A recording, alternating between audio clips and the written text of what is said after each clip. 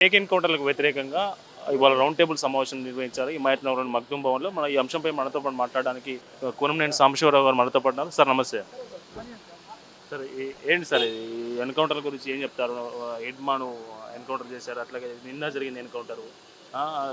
వాళ్ళు మల్లోజులో ఒకవైపు పిలుపునిస్తున్నారు లొంగిపోండి అని వీడియో రిలీజ్ చేసిన పరిస్థితి. అది కేంద్ర ప్రభుత్వం ఇవాళ ఒక ఆటవిక న్యాయాన్ని అమలు చేస్తూ ఉంది. ఆ ఆటవిక న్యాయంలో భాగంగా రాజ్యాంగాన్ని, రాజ్యాంగ నియమ నిబంధనల్ని, కోర్టుల్ని దేన్ని కూడా ఖాతరు చేయకుండా ఏకపక్షంగా చంపుతూ దానికి ఎన్కౌంటర్లు అని పేరు పెడతా ఉంది. ఈ సమయంలో ప్రజాస్పందన అవసరమని, ప్రజలందరినీ కదిలించాలని, ప్రజలు మోగపోయినట్లుగా ఉంటే ఆ అరాచకానికి అంతం ఉండదు. అందువలన ప్రజలు స్పందించాలి, న్యాయ వ్యవస్థ కూడా స్పందించాలని మేము కోరుతున్నాం. న్యాయ వ్యవస్థ కూడా మోగపోతే, మౌనంగా ఉంటే ఈ దేశానికి, సమాజానికి మంచి జరగదు.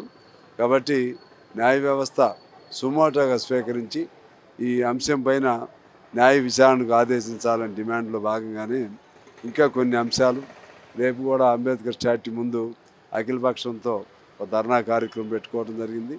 వీటన్నిటినీ ఎందుకు చేస్తున్నామంటే ఈ దేశం బతకాలి, సమాజం బతకాలి. బీజేపీ అనుసరిస్తున్నటువంటి ఫాసిస్ట్ పోకళ్ళు దానికి వ్యతిరేకంగా ఇవన్నీ మేము చేస్తున్నామని తెలియజేస్తూ నమస్కారం.